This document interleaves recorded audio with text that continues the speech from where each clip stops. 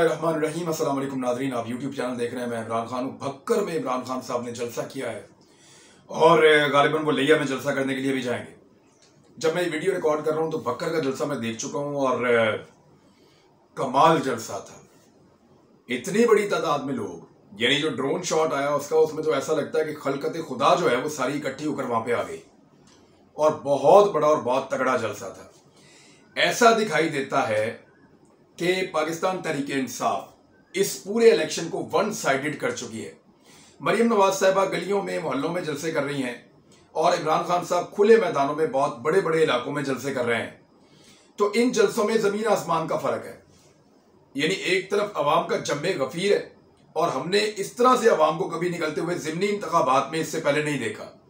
ऐसा लगता है कि टर्नआउट बहुत ज्यादा बढ़ेगा। मुस्लिम लीग नून ये कोशिश करेगी कि टर्नआउट जितना कम हो उतना उनको फायदा होगा। वो कम से कम लोगों को कोशिश करेंगे कि वो बाहर निकलें। लेकिन दूसरी जानिब पाकिस्तान तहरीक इंसाफ ये कोशिश करेगी कि ज्यादा से ज्यादा लोगों को बाहर निकाला जाए ताकि निकलकर वो वोट डालें। अब भक्कर के अंदर जो सियासी सूरत हाल है वो मैं आपको बता देता हूं। ये गालिबन नवानियों का इलाका है और नवानी यहाँ से इलेक्शन लड़ते रहे हमेशा से।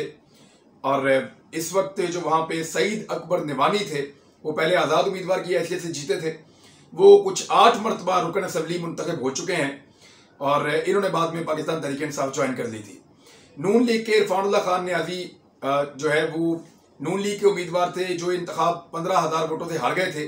अब तहरीक इंसाफ ने इरफानुल्लाह खान न्याजी को टिकट दे दिया है, जबकि नून लीग ने सईद अकबर नवानी को टिकट दे दिया है।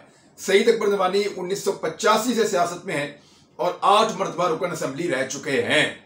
अब ये दोनों जमातों ने एक दूसरे के बंदे को टिकट दे दिया। लेकिन यहां पे नवानी फैमिली हमें पहली दफा बहुत मुश्किल में दिखाई दे रही है और इनके लिए ये इलेक्शन कभी इतना मुश्किल नहीं रहा था। हम ये सोच रहे थे कि ये फेवरेट रहेंगे, लेकिन भक्कर वाले जलसे ने सब कुछ उड़ा के रख दिया है। अब जबकि आखिरी दिन चल रहे हैं कैंपेन के, 3 दिन बाकी हैं, इसमें वो कितना कर सकेंगे और क्या करेंगे ये एक बड़ा सवाल है। लेकिन इमरान खान साहब ने एक बहुत बड़ा फर्क डाल दिया है भक्कर वाला ये जलसा करके। और जिस तरह हमें अवाम नजर आई, जिस तरह हमें अवाम का जम्मे गफीर नजर आया, ऐसा लगा कि पूरा का पूरा कॉन्स्टिट्यूएंसी जो है, जितने भी वोटर्स हैं वो सारे बाहर निकले हुए हैं और ये एक बहुत बड़ा जलसा था। इसमें इमरान खान साहब ने खिताब भी किया। उन्होंने क्या कहा वो आपको सुन लें और फिर मैं आपको बताता हूं कि पीएमएलएन ये इलेक्शन हारने जा रही है, उसकी कोई निशानियां हैं वो आपके सामने में रख देता हूं। ज़िमनी इलेक्शन हमारे लोगों को फोन आता है, ज़िमनी इलेक्शन में हमारे लोगों को फोन आते हैं और वो ये कहते हैं कि जेलों में डाल देंगे और ये धमकियां वाकई दी जा रही हैं। कुछ बंदे तो जेलों में डाले भी गए हैं, कुछ लोगों को घरों से भागने पर मजबूर कर दिया गया है, पुलिस छापे मार रही है और बहुत ताकतवर लोग उनको सपोर्ट कर रहे हैं। पाकिस्तान तहरीक इंसाफ के चेयरमैन और साबिक वज़ीर-ए-आज़म इमरान खान ने कहा कि ये चाहते हैं कि हम अमरीकी गुलामों को तस्लीम करें। धमकियां दी जा रही हैं, हमारे लोगों को फोन आता है, उठाकर जेलों में डाल देंगे। और दूसरा उन्होंने कहा कि भक्कर में PP 90 के अंदर वो ये खिताब कर रहे थे, हम सिर्फ अल्लाह की इबादत करते हैं और अल्लाह ही से मदद मांगते हैं, हम अल्लाह के सिवा किसी के आगे नहीं झुकते। इतनी बड़ी तादाद में दरिया खान आने पर मैं लोगों का मशकूर हूँ। सनाउल्लाह मस्ती खेल को लोटा बनाने की पूरी कोशिश की गई मगर वो नहीं हुए। दरिया खान से भी जो MPA बनता है वो हर बार क्यों लोटा हो जाता है। इस गर्मी में दरिया खान के लोग आए, मैं सलाम पेश करता हूं। जब इंसान का कोई किबला ना हो तो फिर वो लोटा बन जाता है। आपने लोटों को शिकस्त देनी है, आपकी ड्यूटी है कि आपने घर घर जाना है। और अमरीकी साजिश के तहत हम पर चोरों और डाकुओं को मुसल्लत किया गया है। सियासत में 26 साल से इन चोरों का मुकाबला कर रहा हूं। ये इलेक्शन नहीं है, ये जहाद है। ये चोर 30 साल से मुल्क का खून चूस रहे हैं। हम चाहते हैं कि अमरीकी गुलामों को तस्लीम ना करें, ये चाहते हैं कि हम उनको तस्लीम करें। हमें धमकियां दी जा रही हैं, हमारे लोगों को फोन आता है कि तुम्हें उठाकर जेलों में डाल देंगे। सहाफियों पर FIR कट रही हैं, मुझ पर भी FIR दर्ज की गई हैं। हजारों भी हों तो मेरी जान भी चली जाए तो चोरों को तस्लीम नहीं करूंगा। अमेरिका के गुलाम को वजीर आला बनाया गया है। गुलाम वजीर आजम कहता है कि हम मजबूर और भिखारी हैं, इसलिए अमेरिका की गुलामी करनी है। वजीर खारजा कहता है हम जिंदा हैं तो अमेरिका की वजह से हैं। हम इनके खिलाफ हकीकी आजादी की जंग और जिद्दोजहद कर रहे हैं। इनको तस्लीम कर लिया तो बाकी जिंदगी अमेरिका की गुलामी करते रहेंगे। 32 साल से शरीफ खानदान हुक्मरानी कर रहा है। हमारा मुल्क गरीब है। ये महंगाई कम करने आए थे, चोरों ने आते ही महंगाई बढ़ा दी है। ये चोरी खत्म करने नहीं बल्कि अपने करप्शन के केसेस खत्म करने आए थे। फिर कराची की जो बारिशें हैं उनके ऊपर उन्होंने बात की, फिर उन्होंने जो शरीफ खानदान ने मनी लॉन्ड्रिंग की है, जो करप्शन की है, उसके ऊपर उन्होंने इमरान खान साहब ने बात की। फिर इलेक्शन कमीशन के ऊपर उन्होंने तनकीद की और धांधली की पूरी तैयारी तो हो चुकी है। धांधली की तैयारी क्या है, जरा उस हवाले से भी मेरे पास कुछ खबरें हैं, मैं आपके साथ शेयर कर देता हूं।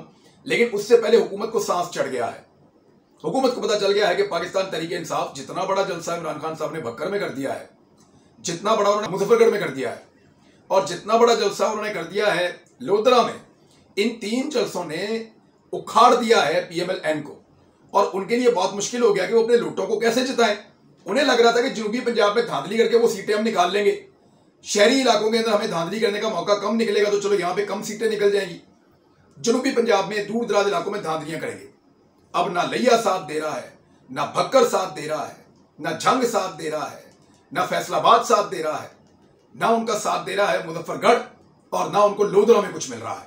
खुशाब की तो वैसे ही उनकी सूरत पतली है, तो रावलपिंडी और लाहौर के अंदर वैसे ही इलेक्शन आपको पता बड़ा सामने सामने होता है मीडिया के, जबकि शेखुपुरा में PMLN की हालत वैसे ही पतली है।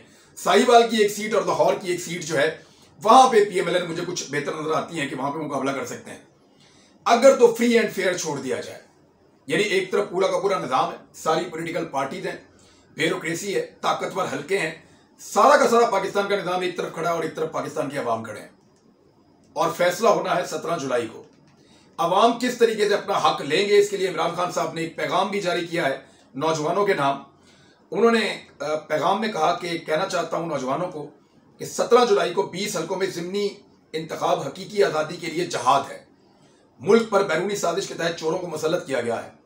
चोरों ने इक़्तिदार में आकर अपनी चोरी बचाने के लिए 1100 अरब का डाका मारा है। इमरान खान ने कहा कि इम्पोर्टेड हुकूमत ने मुल्क को महंगाई की दलदल में धकेल दिया है, मईशत तबाह कर दी है। सब नौजवानों को खुद भी निकलना है और आम आवाम को भी निकालना है। ये चोर सिर्फ एक तरह इलेक्शन जीत सकते हैं और वो तरीका है धांधली। हमें मिलकर धांधली को शिकस्त देनी है और इंशाल्लाह मुल्क को हकीकी तौर पर आज़ाद करना है। ट्विटर पे उन्होंने लिखा कि बारिशों ने एक मरतबा सिंध और सिंध के बारे में उन्होंने बात की वो अलग है, लेकिन नौजवानों की उन्होंने ड्यूटी लगाई है। वो पहले भी कह चुके हैं कि 10-10 नौजवान जो बहादुर और तगड़े नौजवान हैं वो ड्यूटी देकर एक पोलिंग स्टेशन के ऊपर। लोटों की हालत इतनी पतली है कि एक के बाद एक वजीर इस्तीफा दे रहा है। अयाज सादिक, अब सूबाई वजीर मलिक अहमद खान ने भी इस्तीफा दे दिया है, अवैस लगारी भी पहले इस्तीफा दे चुके हैं और इसके अलावा दीगर भी वज़रा इस्तीफा दे चुके हैं। तो ये अब 4 वजीर हो चुके हैं, सलमान रफीक, अयाज सादिक, मलिक अहमद खान और उनके अलावा जनूबी पंजाब से लगारी साहब। ये लोग इस्तीफे देने के बाद अब इलेक्शन कैंपेन में हिस्सा ले रहे हैं क्योंकि इनको नजर आ रहा है कि अगर ये मुतहर्रिक ना हुए तो बहुत बुरी तरह PMLN पिट के हार रही है। अब ये लोग जाएंगे और इलेक्शन की इंजीनियरिंग करेंगे, कोशिश करेंगे कि कुछ ना कुछ धांधली करके कोई ना कोई तरीकाकार इस्तेमाल करके पाकिस्तान तरीके इंसाफ को इलेक्शन हराया जाए। धांधली के तरीके कौन से होंगे, इसके ऊपर कुछ चीजें सामने आ चुकी हैं, मैं वो चीजें आपके सामने रखने वाला हूं। यहां पे एक मैं आपके सामने ट्वीट में बता देता हूं क्योंकि ये इलेक्शन कमीशन ऑफ पाकिस्तान को मुखातिब किया गया है और PP 158 का मामला है। बाकी हल्कों में भी मुबैना तौर पे ऐसे ही हो रहा है कि प्रिजाइडिंग ऑफिसर्स और जो पोलिंग के अफसरान हैं उनकी जो लिस्ट अमूमन खुफिया रखी जाती है और मंजर आम पे नहीं लाई जाती, वो नून लीग के व्हाट्सएप ग्रुप्स के अंदर घूम रही हैं। इलेक्शन कमीशन की तरफ से ये नून लीगी उम्मीदवार को दी गई हैं। पहले से बता दिया गया है कि पोलिंग का स्टाफ कौन सा होगा, पोलिंग का अमला कौन सा होगा, अफसरान कौन से होंगे और प्रिजाइडिंग ऑफिसर्स कौन कौन से होंगे। वक्त से पहले बताने का मतलब यह है कि भाई ये बंदे होंगे, आप जाके इनको मैनेज कर लें और इनको मैनेज करके आपने इलेक्शन जीतना है। इस किस्म के एलिगेशंस वो लग रहे हैं PMLN के ऊपर से तरीके लबैक की कंपेन बड़ी मजेदार है। ये एक पोस्टर मेरे सामने है और इस पोस्टर के अंदर जो लिखा हुआ है उसको पढ़ के मैं तो हैरान रह गया कि ये किस दौर में किस तरह की कार्रवाइयां चल रही हैं और इन लोगों को समझ नहीं आ रही कि पाकिस्तान कितना आगे निकल गया। आप अभी भी इस तरह की सियासत कर रहे हैं, ये चीजें कर रहे हैं पाकिस्तान में। यानी ये आप पोस्टर देखें, उसमें क्रेन बनी हुई है जो तरीके लबैक का निशान है इंतखाबी। उस पर लिखा है कि क्या मालूम ये जिंदगी का आखिरी वोट हो, क्यों ना वोट तरीके लबैक पाकिस्तान क्रेन के निशान को देकर आखिरत संवार दी जाए। यानी अगर आप वोट डालेंगे तो उसके बदले में आपको जन्नत मिलेगी। ये तो बहुत सीधी सीधी रिश्वत है और इलेक्शन कमीशन ऑफ पाकिस्तान क्या इसका नोटिस ले सकता है, ये एक अलग चीज है। तरीके लबैक एक जमात है, मैं बतौर जमात उसकी इज्जत करता हूँ। तरीके लबैक को जमहूरी अंदाज में इलेक्शन लड़ने का पूरा हक है, मैं इस बात की भी इज्जत करता हूँ। लेकिन अगर वो ये कहेंगे कि आप जब वोट हमें डालेंगे तो आप जन्नत में जाएंगे, ये मेरे ख्याल में मुझे तो नामुनासिब लगता है। अगर कोई और पॉलिटिकल पार्टी भी ये करे तो वो गलत है और वो ज्यादती है। अब 2-3 चीजें हैं, जरा मैंने वो क्लियर करनी है, आपको बतानी है, क्योंकि बहुत सारे लोग ये सवाल पूछ रहे थे। मैं अमूमन सवाल के जवाब नहीं देता, लेकिन बड़े दोस्तों ने अब पूछा तो मैं जवाब दे देता हूं। मुखालिफिन के लिए तो कभी मैं जवाब नहीं दूंगा, क्योंकि उनको कोई जवाब समझ नहीं आएगा, आंखों पे पट्टी बंधी हुई है। एक तो ये सवाल उठाया गया कि मैंने वो वीडियो क्यों नहीं चलाई जिसके बारे में मैंने कहा था कि 5 घंटे तक अगर इन्होंने मुझे आज़ाद ना किया तो मैं वो वीडियो चला दूंगा। देखिए, जिस वक्त मुझे गिरफ्तार किया जा रहा था ना, तो मैंने पहला राब्ता यही किया था कि इस वीडियो को रोक दिया जाए। वो वीडियो पाकिस्तान से बाहर पड़ी हुई है किसी और मुल्क में। मैं चाहता तो वो वीडियो चलने देता। हालांकि बड़ी थरथली पड़ी हुई थी मेरी गिरफ्तारी के बाद। बेशुमार लोग मुझे मिलने के लिए आए। एक साहब मेरे पास आए, मैं सैयद ज़ादा हूं, क्या आप मेरी लाज रख सकते हैं? मैंने कहा फरमाइए। उन्होंने कहा आप मेरी खातिर वो वीडियो रोक दें। तो मैंने उनसे कहा वो वीडियो नहीं चलेगी। मैंने उनको ये कहा, उनको इस बात का यकीन आ गया, लेकिन वो वीडियो मैं गिरफ्तारी से पहले ही रोक चुका था, क्योंकि मुझे ऐसा लगा कि मेरी गिरफ्तारी कोई इतनी बड़ी चीज नहीं है। पहले मैंने ये सोचा था कि मेरी गिरफ्तारी पे वीडियो चल जानी चाहिए, और मैंने बनाई भी इसीलिए थी कि मुझे गिरफ्तार करेंगे तो वो वीडियो चल जाएगी। लेकिन जब मैं खुद वॉलंटियरली गिरफ्तारी दे रहा हूं कि ठीक है यार, अगर आप आ गए तो आप मुझे गिरफ्तार कर लें, तो उस वक्त मैंने ये सोचा कि ठीक है, वो वीडियो नहीं चलनी चाहिए। उस वीडियो में मैंने एक एक शख्सियत का नाम लिया जिसने मुझे धमकियां दी हैं, एक एक आदमी का नाम लिया जिसने मेरे साथ मुलाकात की है, उन लोगों का भी बताया जिन्होंने मुझे इंफॉर्मेशन दी है, उनका भी बताया जो कहते थे नवाज शरीफ चोर है, डाकू, और ये लोग तेरे मुल्क को लूट कर खा जाएंगे। सारा कुछ बताया था, हर चीज उस वीडियो में आज भी मौजूद है। लेकिन मुझे ऐसा लगा कि ये वीडियो जो है वो मेरे मुल्क और मेरे इदारों के लिए नुकसानदेह होगी। इस सूरत हाल में ये नुकसानदेह होगी, और अगर मेरी जान को कोई खतरा नहीं है फिलहाल और मैं गिरफ्तार हो रहा हूं, तो मुझे इसके गुस्से के अंदर आके ये वीडियो नहीं चलानी चाहिए। चल भी जाती कोई फर्क नहीं पड़ना था, लेकिन पाकिस्तान के अंदर मेरे कुछ लोगों को, कुछ इदारों को बहुत सारी चीजों का जवाब देना पड़ना था, और बहुत बड़े बड़े सवालात इकट्ठे हो जाने थे, तो और उनकी बड़ी तज़हीक होनी थी, बड़ी बेइज्जती होनी थी। इसके बावजूद मैं नहीं चाहता कि मेरे इदारों की बेइज्जती हो, मैं नहीं चाहता कि मेरे इदारों के ऊपर लोग उंगलियां उठाएं और लोगों के नाम ले लेकर जो है वो उनके ऊपर जो है वो डायरेक्ट इल्जामात लगे। ये काम PMLN ने किया था, लेकिन आप यहां से अंदाजा करें, बल्कि आपको तो अप्रिशिएट करना चाहिए कि गिरफ्तार हो जाने के बावजूद मैंने अपने लोगों को इम्तिहान में नहीं डाला। मेरा इख्तलाफ है, लड़ाई नहीं है। एक दफा भी दौरान गिरफ्तारी मैंने पाकिस्तान जिंदाबाद के अलावा कोई और नारा नहीं लगाया, और अगर किसी और ने कोई और नारा लगाया तो मैंने उसको गर्दन से पकड़ा है। वहां पे हथकड़ियां लगे होने के बावजूद, गिरफ्तार होने के बावजूद मैंने गर्दन से पकड़ा है वहां पे कि नहीं, मेरे इदारों और मेरे मुल्क के खिलाफ, मेरी रियासती इदारों के खिलाफ कोई आदमी कोई बात नहीं करेगा, और जब तक मैं जिंदा हूं तब तक तो मैं नहीं करने दूंगा। तो इसलिए मैंने वो वीडियो नहीं चलाई। दूसरा, कुछ लोग ये प्रोपेगेंडा कर रहे हैं कि मैं पॉलिटिकल पार्टियों के जलसों में जाके खिताब करता हूं। तो पॉलिटिकल पार्टियों के जलसों में जाके जो खिताब करते हैं ना, वो सहाफी सारे जानते हैं जिसने किया है। अहमद मीर ने जाके किया फजलुर रहमान के जलसे में खिताब, उसको सलीम साफी को मुबशर लुकमान ने किया PTI के जलसे में खिताब, डॉक्टर दानिश साहब ने किया उनकी तारुल कादरी साहब के जलसों में खिताब, और मैं वकला के सेमिनार से खिताब कर रहा था। वकला के सेमिनार हो, स्टूडेंट्स के सेमिनार हो, सहाफियों के सेमिनार हो, सिविल सोसाइटी का प्रोग्राम हो, मैं हाजिर हूं, हर जगह पे जाता हूं और जाके बात करूंगा बतौर सहाफी। लेकिन पॉलिटिकल पार्टी के जलसों में अभी तक मैंने बात नहीं की। तो ये जो एलिगेशन जिन्होंने लगाया वो मुंह धोखे हैं। दूसरा, कुछ लोग कहते हैं कि मैंने जब बाकी सहाफियों को मार पड़ रही थी तो उस पर कभी आवाज नहीं उठाई। तो एक सहाफी को घर में घुस के 3 लोगों ने मारा, उसको, नौजवान को, मुतीउल्लाह जान को उठाकर ले गए, अब सार आलम को गोली लगी। इन तीनों मौकों पर मैंने क्या कहा था? मेरे पे तनकीद करते हैं ना कि मैं खुश होता था जब इनको मार पड़ती थी, और मैंने कभी मुजम्मत भी नहीं की। ये मेरे पे एलिगेशन लगा रहे थे। तीनों क्लिप निकाल के मेरी टीम ने मुझे भेजे, जरा सुन ले आप। यानी एक तो अब सार आलम ना, जिनको गोली लगी, अल्लाह ताला उनको सेहत अता फरमाए, उनको तंदुरुस्ती दे।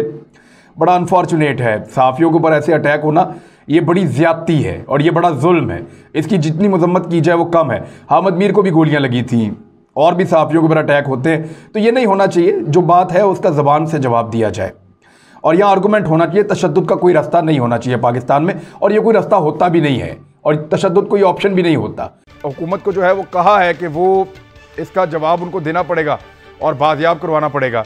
अब पाकिस्तान तहरीक इंसाफ की हुकूमत है, मुतीउल्लाह जान साहब इस हुकूमत के बहुत बड़े नाकदीन में से हैं, उसकी बहुत ज़्यादा हुकूमत की बुराइयां करते हैं, उनके लत्ते लेते हैं। ऐसे आदमी का गायब हो जाना हुकूमत के लिए बहुत बड़ी मुसीबत होनी चाहिए, लेकिन हम वज़ीर-ए-आज़म पाकिस्तान की तरफ से और बाकी लोगों की तरफ से उस तरह का रिएक्शन नहीं देख रहे। और जिस तरह से उनको अगवा किया गया है उससे ये तासुर बना है कि उनको अगवा करने वाले लोग जो हैं वो सिस्टम का हिस्सा है। लेकिन एक बात बड़ी क्लियर है कि ये जो हुआ है ये ज्यादती है, ये नहीं होना चाहिए था। पीडीएम की और पीपल्स पार्टी की क़यादत जो गई है जख्मी सहाफ़ी की अयादत करने के लिए, और ये अच्छी बात है, बुरी बात नहीं है। जिसको मार पड़े उसके पास जाएं, उसको पूछें, जिसके साथ ज्यादती हो उसके साथ खड़े हों। तो उस सहाफ़ी को मार पड़ी है और गलत हुआ है, मार नहीं पड़नी चाहिए थी, मारना नहीं चाहिए था। यानी एक तो गलती और जुर्म यह है कि सहाफ़ी को 3 अफराद ने घर के अंदर घुसकर मारा, जुर्म है, गलत है, गैर कानूनी है, काबिल मुज़म्मत है। तो जनाब ये सुन लिया आपने, ये मैं कह रहा था उस वक्त। तो अब जो लोग प्रोपेगेंडा कर रहे हैं ना वो डूब के मर जाए मेरे ख्याल में, या फिटे मुंह उनका। अब तक के लिए इतने, अपना ख्याल रखिएगा, अपने इस चैनल का भी। अल्लाह हाफ़िज़।